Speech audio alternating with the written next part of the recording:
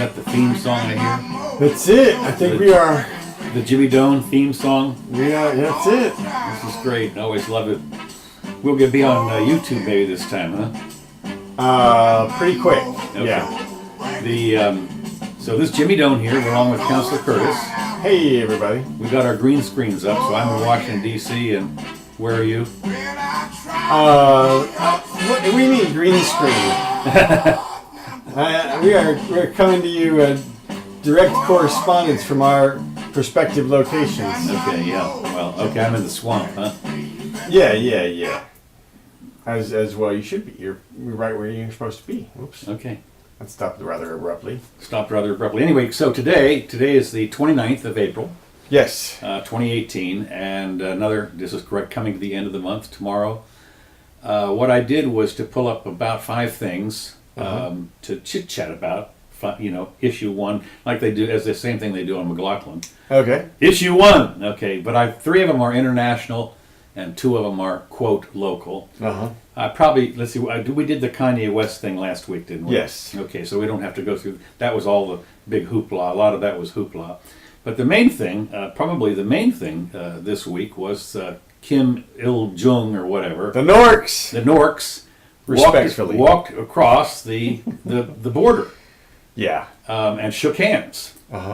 And open fire. The open fire, right? But they shook hands. It was a big photo op. And of course, it's interesting that Kim Il-jung's or whatever his name is, his wife is a total babe. Oh yeah. Yeah. Shocking. Yeah. Right.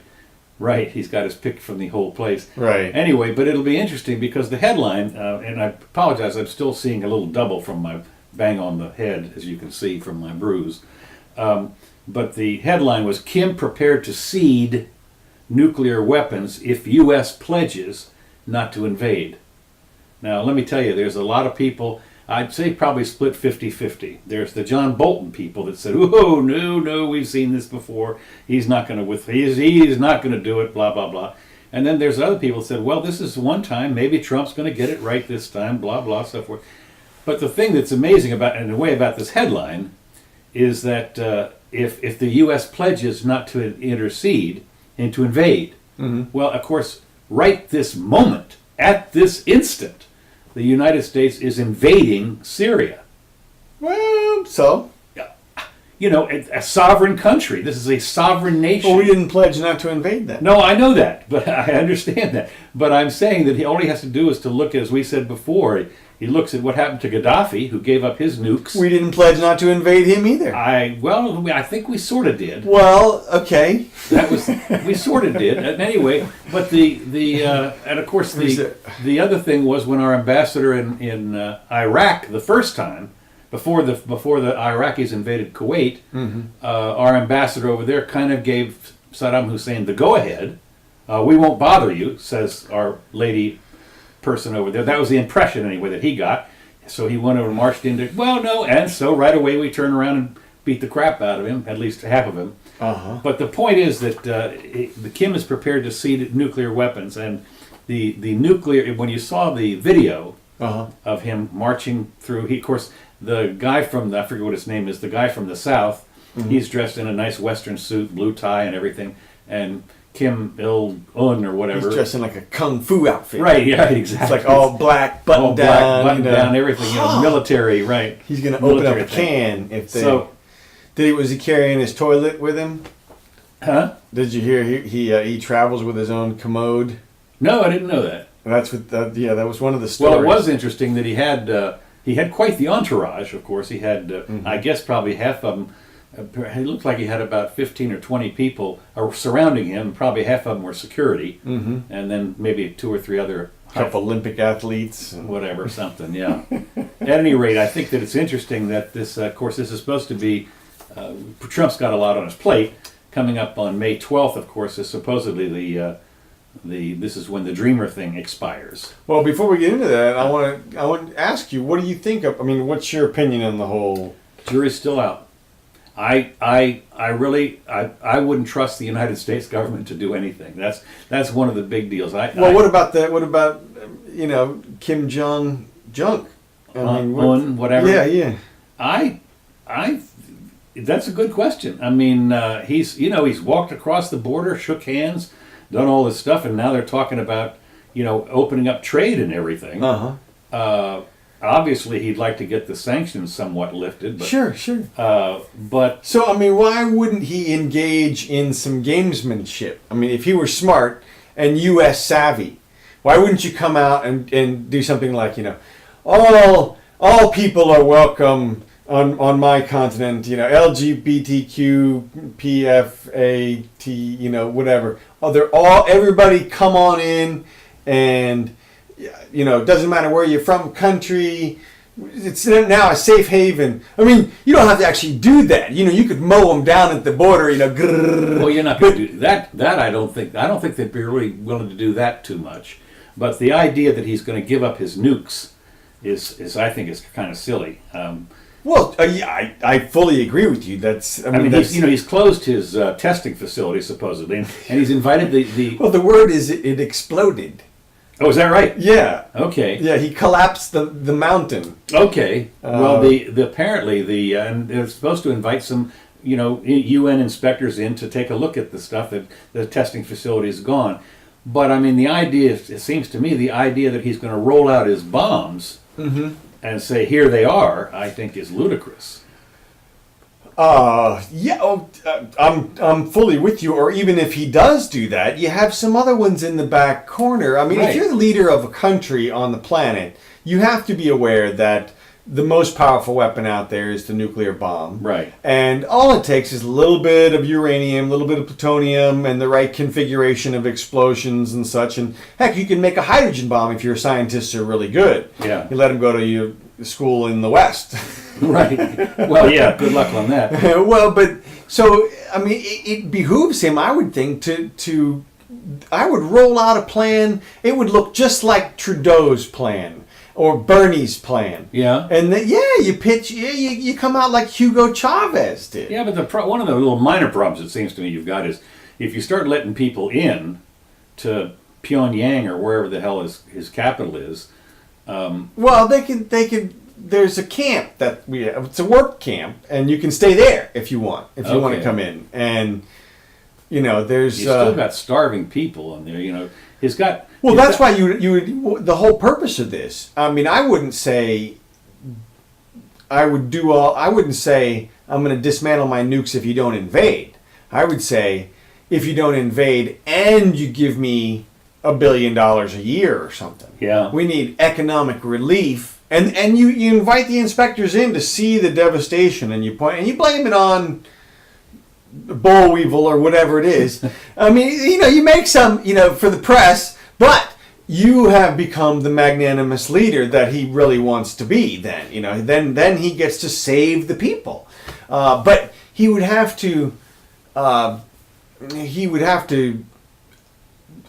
mean, there may be an uncomfortable level of examination of his country. I would think so. I mean, I would think so, that there would be, like you say, an uncomfortable level. Things could get out of hand in a hurry, and we're going to talk about how this has floated over into Venezuela here in just a minute. But the jury's still out, I suppose. I've listened to some people like Scott Adams and some people that are talking about what is happening with the nuclear business, and they're all thinking this is unbelievable that Trump's going to win the Nobel Peace Prize for all of this stuff.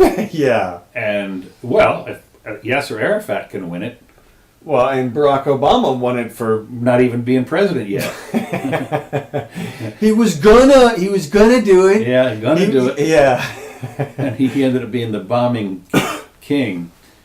At any rate, as I say, I suppose the jury's still out, but there are definitely questions that it seems to me need to be answered. And among them is, what is Trump going to insist on or walk away? You have to, and what is Kim Il-un, whatever his name is he going to give up? I mean, he's certainly not a trusting guy.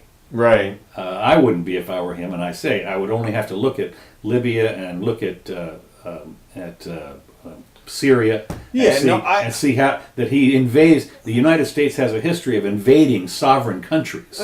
Look, just from a strategic position, both sides have to assume that the other side is just making shit up. Ah, okay. I mean, right? That's how, if it were chess, you would be looking for the This is the old fake out. exactly. It's a balk. Exactly. Yeah. You would come out if you're Kim.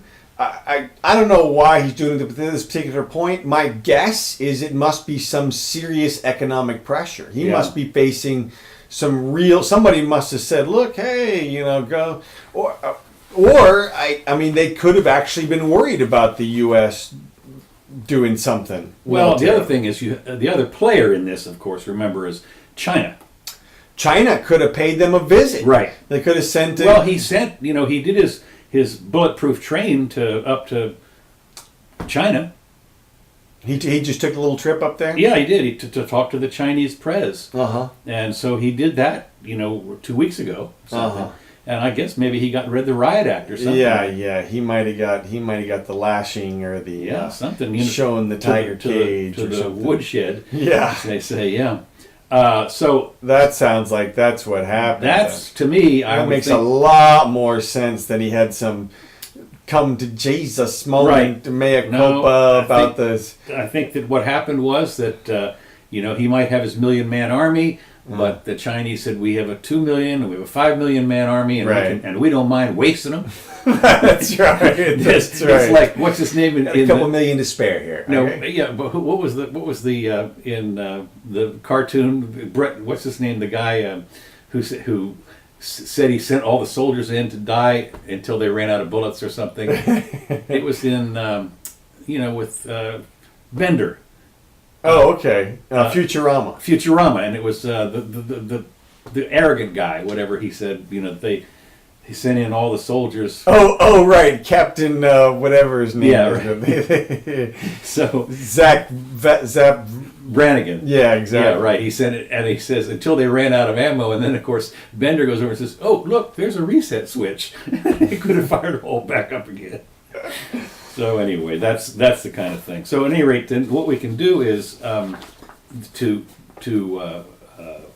we just went over here to dovetail into the Syria thing, and the U.S.-backed forces say they regained villages seized by the Syrian army. And what's interesting to me is the Syrian army is the government army, right? And it's as if we're fighting. The United States is fighting our own civil war. Only this time we're helping the South. Why do you say that? Well, because we're fighting. We're allied with the rebels. Okay. In other words, they call them the SDF. These are the Syrian Democratic Forces. Okay. Those are the rebels. So we're on their side with our guys, our armies, and of course the Russians are on the other side. So this is a proxy war. And now they've also got Shiite militia. They got about 4 different militias in there. I mean, how do you tell the players in this thing? You just ask them, "Hey, who are you guys for?" I am just stunned at the push. This is one of those things when you talk about quagmires and so forth. What is amazing to me is with the 11 carrier groups that we've got, not to mention thousands of planes with bombs and everything. You can't win this war. I mean, what are you talking about here? Why don't you just take out the capital of Syria? What is it? Damascus. Yeah, just take it out. I mean, this to me is this is this incremental business that's unbelievable. Right. Well, we've sort of convinced ourselves that you can't just go in and be on one side, but you can support one side with information and troops and well, they have troops in there, and they fly airplanes in there all the time. Well, I shouldn't say troops because it's not like we have a huge number of troops over. Not some. We do have a couple some. thousand. I would think so. For sure. Yeah. And let me tell you, if whatever they say the that number they've got, is, right, double or triple it. Right. Give me a break. They are. And of course the Lockheed and the Raytheon people are loving this because every time to test out some brand new. Well, not only that, the beauty of it is the stuff blows up, and you have to replace it. Yeah. I mean, the bomb making and ammunition making factories are run overtime in this country. Sure. Because that's the beauty of war, is that you get to break stuff, in the process, and you just have to replace it. All right, so you're starting to sound like the conspiracy theory people who say that we bomb a wedding every once in a while in order to keep the war going. Yeah. Okay. What do you mean conspiracy? It's kind of a fact of life, isn't it? What is it? I don't see. I can't believe there's some kid from Iowa sitting in a mountain somewhere targeting, piloting the drone and knowingly targeting the wedding just to kill the bride and the bridesmaids or something. Well, I know, but some of the stuff. Remember now, a lot of the ordnance that's being expended over there, especially in and around in Iraq, I guess, or in Iraq and in Syria, some of that ordnance is from the ships. It's Tomahawk missiles and stuff like that are not all that precise. Well, okay. So they do take out civilians. For sure. Collateral damage. Oh, I'm not denying that it happens. For sure. I'm saying it doesn't happen on purpose. Again, you got to ask yourself, what do you mean by on purpose? If you know for sure. I mean a top-down thing. Yeah, but if you know for sure there's going to be collateral damage, what kind of morality do you have to know going in there knowing that half the people that you wipe out are not even participants in this thing? Yeah, and we're probably at that level. There's probably that. I mean, they talked about the other day that they got some guy. Right, we got one. They got one, right? And I'm thinking, well, wait a minute, you got him with what? You got him with a 200-pound bomb. Well, it wiped out some of the other flying people killed him. There were arms and legs all over the place. That's right. He was battered to death by falling people. Yeah. So anyway, earlier the Syrian army said it had captured a string of villages east of the Euphrates. All this stuff goes into here. This place, nobody knows where this place is, east of the Euphrates, and who the players are. The coalition jets bases in northern Syria hit the attacking forces, believed to include Iranian-backed militias operating in the such and such province. I mean, who? I'm reading this and I'm thinking, eyes glaze over. You called it Syria. And you just think, what is going on here? These people are, what are we doing here? And Trump, of course, had said he was going to pull out of there, and now suddenly he's, with Macron. Yeah, there's definitely, I suspect, I believe that there's more than meets the eye. Oh yeah, for sure. Something is going on in Syria that we don't even know about, or it's our little thing with the Russians, or we're trying to interfere with the Saudi Shia conflict, or the. Well, of course, we're still selling arms to the Saudis to beat up on the Yemenis. Yeah, well, we've been doing that for a long time. I know, but I'm saying that's is that our war? Afghanistan, 17 years. I mean, what? Well, I mean, do you sell or do you not sell weapons to your friends? Well, you got to ask yourself. Of course, one of these things is: are we actually selling them, or are we giving them money so they can buy weapons, like they do with Israel? We give Israel, $1 billion or something on the condition that they buy weapons. Right. So, taxpayers, it's just kind of a round trip. Well, that is obviously a little bit of a different situation. Well, Israel's all in on this Syria thing too. They're all bent out of shape about it. I agree that they are intimately intertwined in a inextricable way, but. What would be your plan? I mean, you should have pulled out a long time ago. They got the Kurdish forces on, then they got Turkey coming in here because the Kurds are on two different borders on Syria and Turkey. So you just leave all the people who have been our bye bye. Yeah, we just close it down. We're out of here. I mean, Turkey's not our friend anyway, except we've got that huge base there, right? And they're still in quote NATO, which is beyond belief. I mean, you have to keep Turkey around. I mean, what? I mean, like at least, or get our nukes back. You don't want them. Right. Those are good nukes. Bottle them up. Let's go. Pack them up. Right. And get them out Shut of there. the base down. Yeah, exactly. Well, then what do we do if we want to bomb something in the Middle East? Too bad. Now, one of the things that's interesting, again, Launch from a sub. when you launch them, exactly, or from a carrier. Uh-huh. I mean, the carriers are like, 50 miles offshore. Mm-hmm. So, the plane doesn't take 20 minutes to get, if you want to bomb somebody, you got 20 minutes to get in there. Yeah. Have you heard about the new hypersonic missile?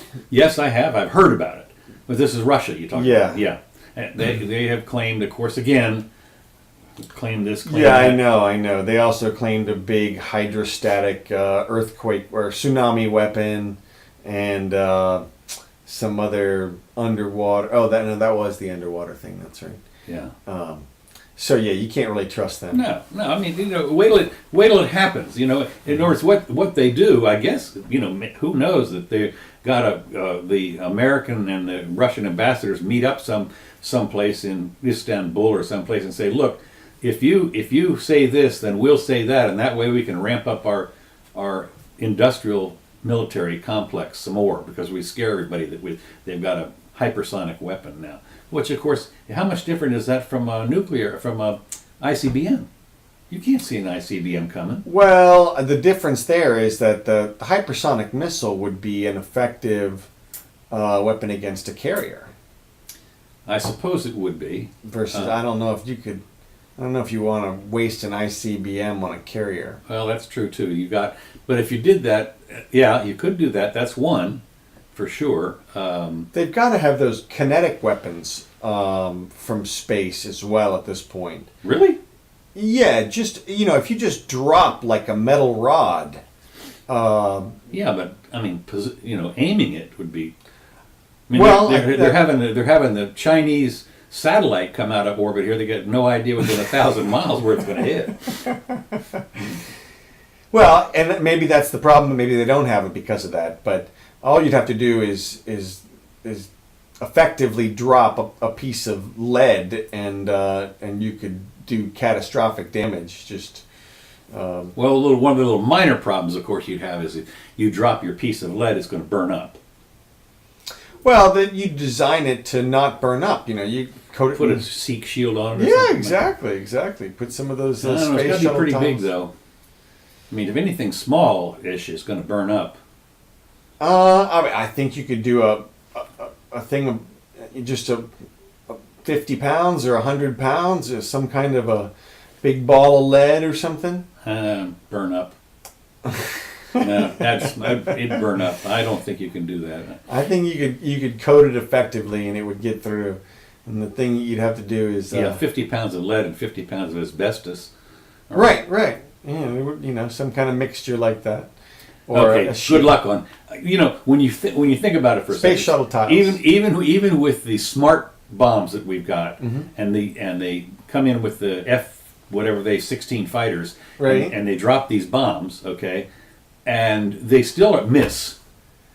Oh yeah. So, I mean, I was reading something the other day. We had, our big secret in World War II is the Norden bomb site. Right. It was, it would get within 1,000 yards of this stuff. I mean, this was some big secret to be able to drop bombs, directly on site. Yeah, well, BS, never happened. Well, so I mean, what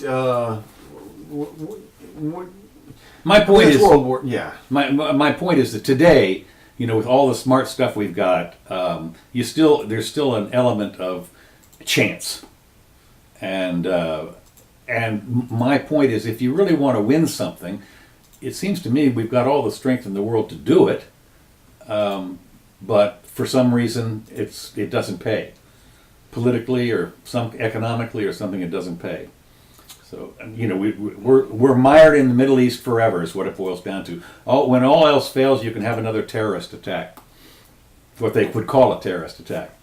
Speaking of which, let me bail on here into Venezuela. Okay. What I find interesting is that Brazil, it says there is being invaded. Mm-hmm. Now Venezuela, of course, is right next to Brazil, and it's just north of Brazil. And of course, so what's happening is the Venezuelans are fleeing in thousands across into Brazil, and of course, what's happened is some of those places, even though they've in Brazil, they've said, well, we'll take care of them as much as we can, but it's a lot like what's happening in Europe in the invasion of the of Muslims and so forth. One of the things that I find interesting, I don't know how close Portuguese is to Spanish, but the fact is that if you're coming in from Venezuela, I'm not sure how well you can communicate with the people in Brazil. Oh, I would think effectively. Those languages are pretty darn close when it comes down to it. But it's not as close. I don't think they're as close. I know they're not as close as for instance, British English and our English. Oh, heck no. No. But the differences are slight. I've actually studied both languages a little bit. And, if little differences in the endings, and it looks like there's a vowel slide, like a complete vowel shift type of change, but it appears to me like it might be the difference between like Old English and English. I was thinking it might be more like the difference between Norwegian and Swedish. Okay, well that's out of my. Well, I've done, and I'll tell you, I can sort of read a little bit of Norwegian, but as far as actually speaking it, unless they speak Swedish, which they do, a lot of them, or English, which most of them do, it's really difficult. I mean, it would probably take me another couple of months to learn Norwegian. After even with that's a pretty short period of time, though. Well, no, but the difference between Spanish and Portuguese, it seems to me, a couple of months, you could probably do it. I mean, in 4 months, I've managed to pick up enough Spanish to be understood. Yeah, well. Yeah, but even at my age. Yeah, but you're kind of a linguophile, Yeah, no, I do like that. Anyway, the point is that they're overwhelming Brazil, and I think that it's what's this tells you. I mean, they're coming across, and they have marched 400 miles, of course, through Venezuela to get to the Brazilian border, and they're coming across in starvation. I mean, they're gaunt. They're coming and they're coming across with their kids and everything. I mean, this what does this tell you about Venezuela, which we've talked about for 2 years now? They're under attack by the American capitalist system, right? And if we would just lay off, they would redistribute the wealth appropriately, right, to their people and feed everybody. I think that's the clear message. Well, it says if the current rate remains steady, more than 1.8 million Venezuelans could leave by the end of the year, joining another 1.5 million into Brazil. Now, of course, the population of Brazil is pretty big. I guess it's probably 80 million or more. So maybe that's not all that much. I think it's more than that even. I think it's 160 million. Yeah, okay, could be. But this is in one little southern province a northern province of Brazil, I think, where they're all headed. Okay. It's one border crossing. And speaking of which, let me just digress for a moment. The caravan. Yes, I was wondering about that. The caravan has reached the United States. Okay. And they're getting ready to come across, and I forget where it is exactly. I don't think it's Tijuana, but it's down in I think it's someplace in California. Okay. And they are ready. What they're going to do is basically. Yeah. Well, I thought it is Tijuana. Oh, is it Tijuana? Okay. Well, they're going to they're going to throw themselves on the mercy. They're going to all plan to be arrested, is what it boils down to. Apparently, they're not. They're going to march across, and right away they'll be, arrested and thrown into some kind of a camp or something. Who knows what? But the actual invasions, as they would apparently, is not going to happen. But I think there's only about 1,000 or 1,500 of them anyway. Once they're arrested, they're going to get released in the United States. Good question. Of course, remember Obama was the big deporter in chief. Everybody said that under his thing there was mass deportation. So these people are all getting ready to be deported back. I guess I don't know. A lot of them are from Honduras. Yeah, and which has now become a murder capital of the Central America. Yeah. Yeah. Well, that's what they've said. And then wouldn't they just grant those people asylum then, I would think? Well, not supposed to do that. Why not? That's what Trump said, no mas something. No mas asylum. No mass asylum, yeah. I mean, they got to remember now, May 12th is the deadline. That's 2 weeks.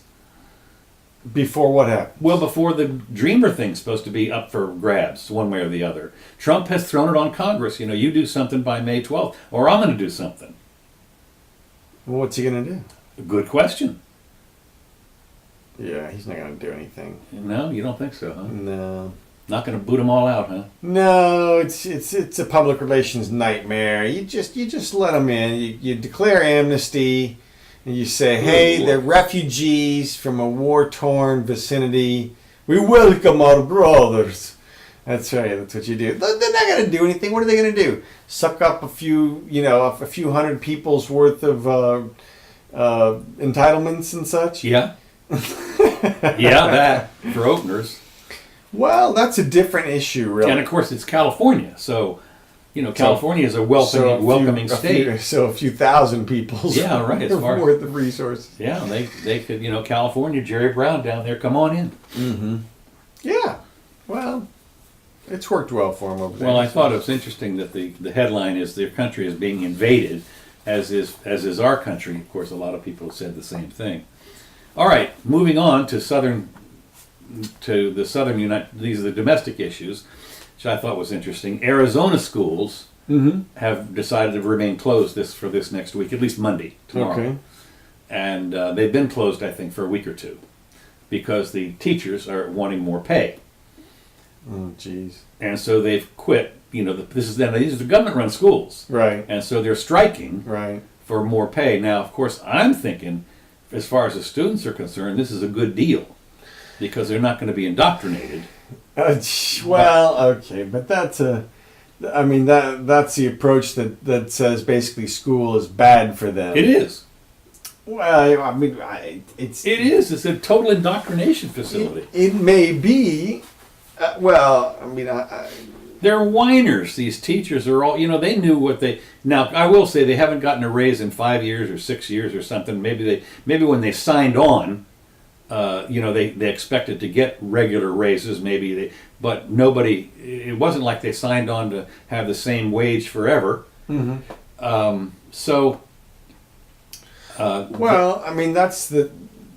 They made a deal with the devil by working with the government. That's right. That's exactly right. And this is the collective bargaining that they get to employ is the little tactic that the government, the bone that they throw to them and say, oh, well, you can bargain collectively, and then that's all the power you get.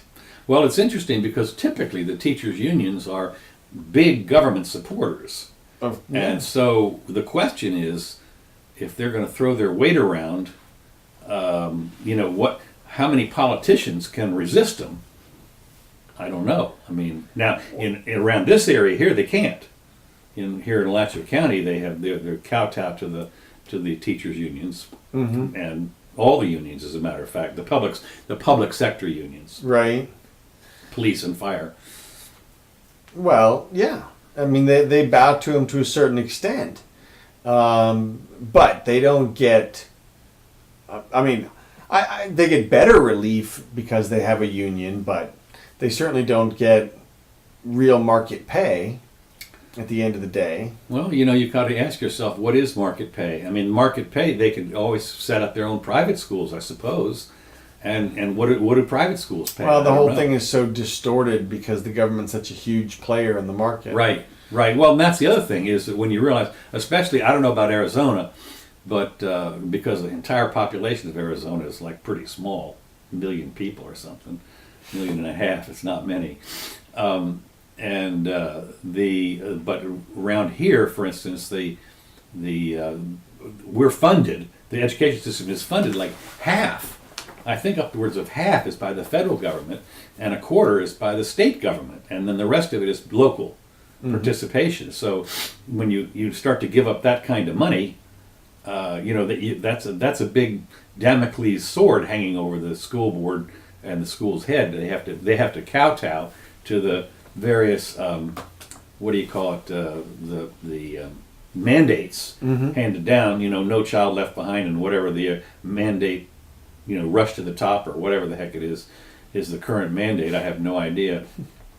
which one is on tap today. Stumble to the middle. Yeah, right, exactly. Well, and there was interesting along those same lines here locally, as continuing with the education, is locally there was an editorial in today's paper, in the Sunday paper, about the disparity, the ongoing and continuing disparity between the minorities who graduate at about a third graduate at grade level, Mm-hmm. and 2/3 of the non-minority, i.e., the whites, if you want to call it that, graduate at grade level. And so this tremendous disparity is, they're saying the community must come together to fix this. Well, they've been talking about fixing this for 20, 30 years that I know of. And At minimum. at minimum, I mean, it is stunning, because when we've got our buddy here, a friend of ours, that lives over here in Putnam County, and as an admissions officer, counselor, whatever, for the community college over there, and he says fully 60% of the graduates of the high schools can't get in. I mean, they have to have remedial reading and writing and arithmetic. Yeah, I've heard reports of that kind of stuff. I think we could get into a big discussion about how to fix the schools. Well, I well, they were talking again. This was in an op-ed piece in today's paper, in the Gainesville Sun. Apparently, there's a program that comes out of, and where the main speaker of this program, comes out of Pennsylvania, and it's a program that involves the STEM stuff, mm-hmm. and this guy has put it all together, and what it is, it's based on projects. Mm-hmm. And I've always said that if you want to do education, projects are the way you do it. And I remember that from when I volunteered to help over at one of the middle schools here for a couple of weeks. And what I did is I set them up with a project, Mm-hmm. and they learned more in that time. And it's the same thing I remember with my in the couple of weeks that I was with them, because they were in groups of 4 or 5 or something.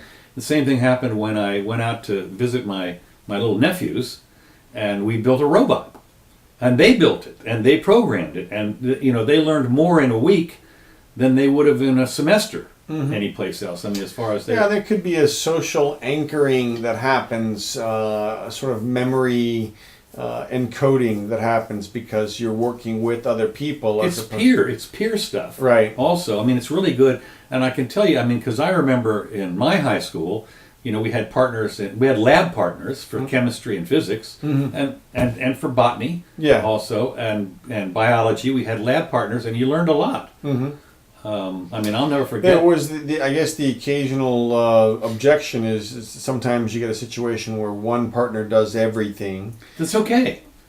I mean, that actually, that's the point. One partner may do everything, but what's the loss besides no partners doing anything? I mean, it's got to be better than it is currently.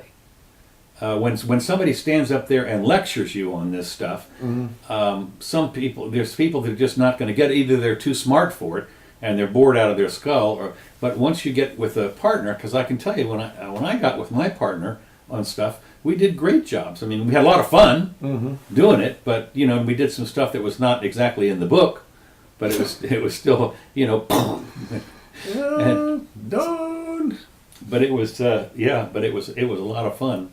So my point is that the nice thing about partners or about projects is they begin cross-discipline. You can have a project that involves a little English, a little history, and that sort of thing, where you have to look up stuff. I mean, I remember how somebody has to write the report. Right. Somebody has to do the presentation.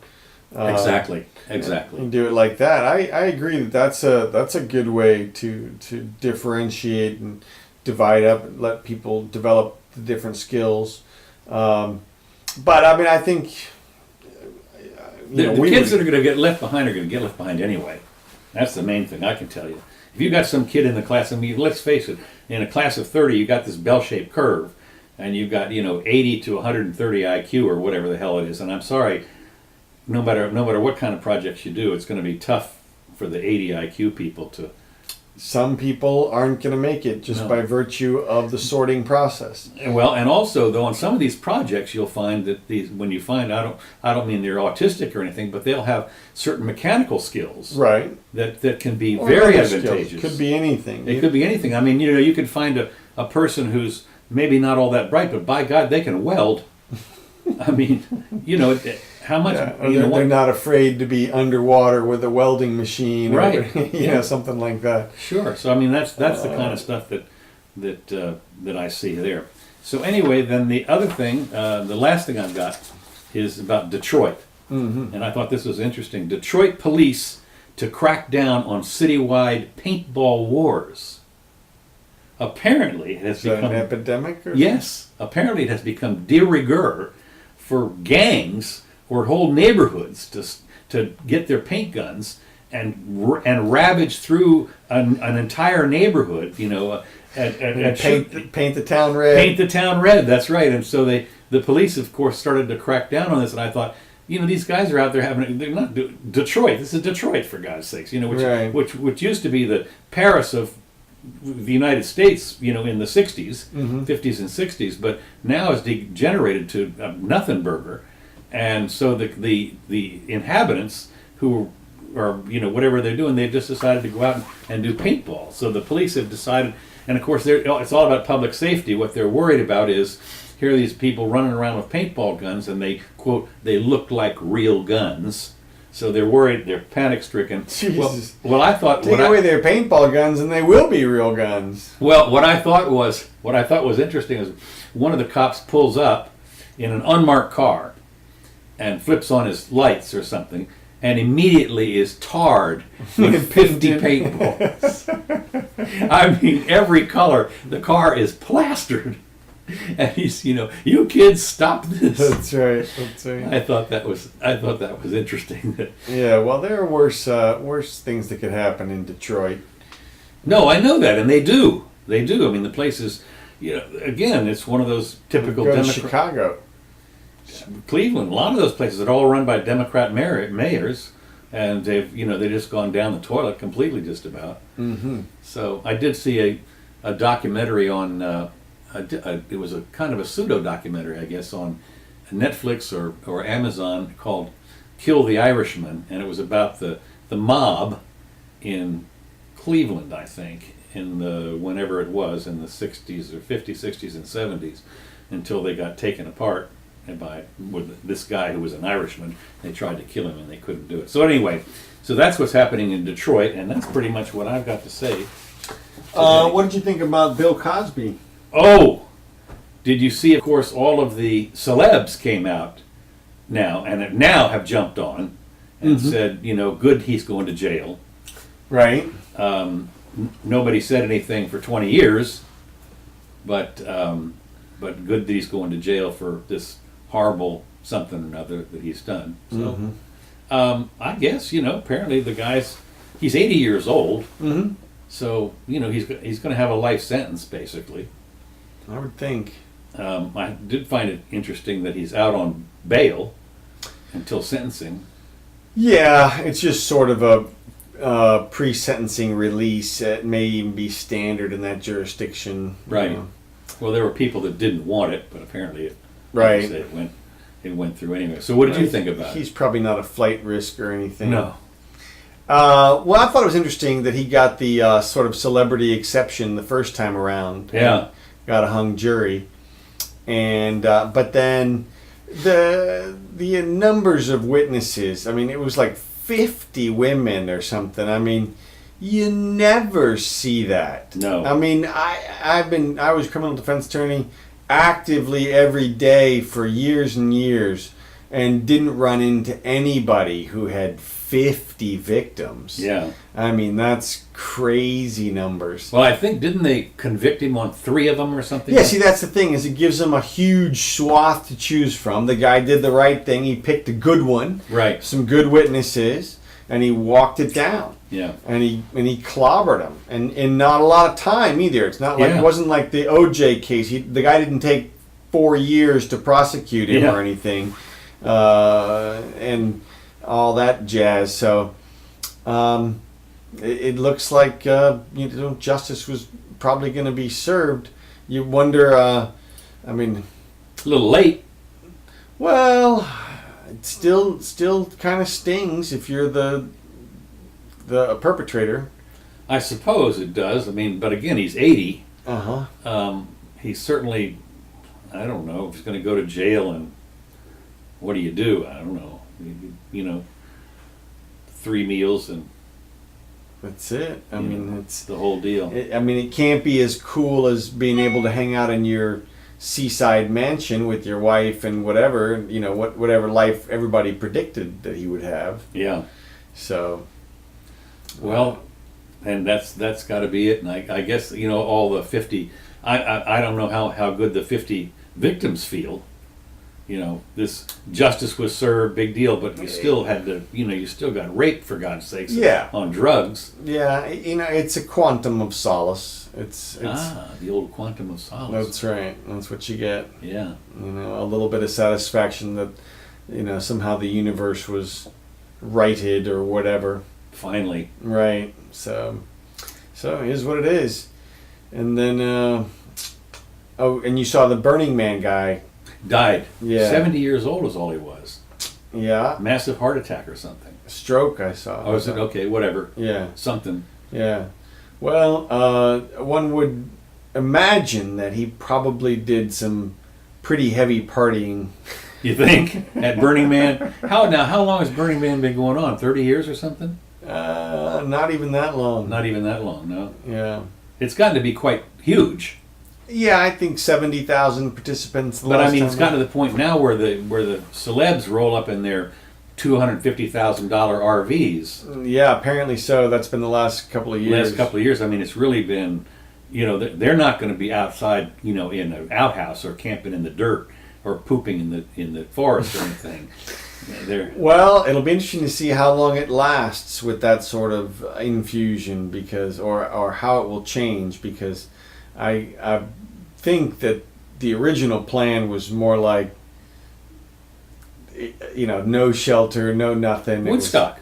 Right. Like Woodstock, right. Well, I mean, again, this is what happens with anything like this. I mean, I remember when we used to have parties, we would annually have Halloween parties. Mm-hmm. Well, they got wilder and wilder, each year you had to top the year before. Right. And so with Burning Man, once a year, this year I'm going to do it right, kind of thing. Exactly. And this year I'm going to take my camper down there, because I'm damn if I'm going to be, on a little bucket out there peeing and pooping or whatever. Yeah, and I guess they developed zones and tickets and all kinds of stuff. Right. I've got a couple of friends who've been going for 15 or 20 years, and back when it was only 15,000 people. Yeah. And now it's, like I said, 75,000 something. Well, I wonder, and of course I wonder also, maybe you'd know about this, speaking of festivals that have evolved over the years, what about in New Orleans, the Mardi Gras. Mardi Gras. Well, it took a huge hit after the storm, after Katrina. Ah, of course it did, yeah. And so what I heard was that the Mardi Gras crowd was only half as big the following year, and it's slowly grown back to, from what I understand, I mean, it may be back to 2006 levels at this point, but I think, some of the more hard partying areas got wiped out. Wow. But because I know when we did our little drive across country with Mrs. Jimmy and her mom and everybody, we found that the real Mardi Gras was up in Alabama. And I forget Mobile, or maybe not Mobile, but someplace in Alabama where it's been actually predated the New Orleans one. Oh, is that right? Yeah, they call that one the real one. I forget, they were all talking about it. Oh, that's funny. Well, of course, then there's Carnival down in Brazil. Right. Which is the real origin or something. Boy, I'll tell you, boy, talking about getting robbed down there, though. Yeah, you can get shivved and robbed in no time. Everything. The same night. Yeah. Well, all right, that's all I got. Yeah, okay, well, good. That was good. Let's see what we got here.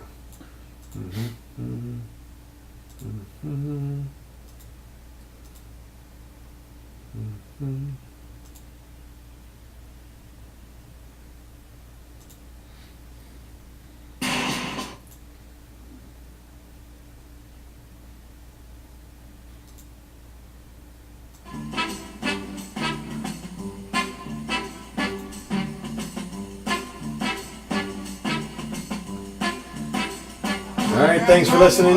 Yeah. See you next week, if not before. Yep, you never know. Yeah. Oh yeah, I got my mojo working.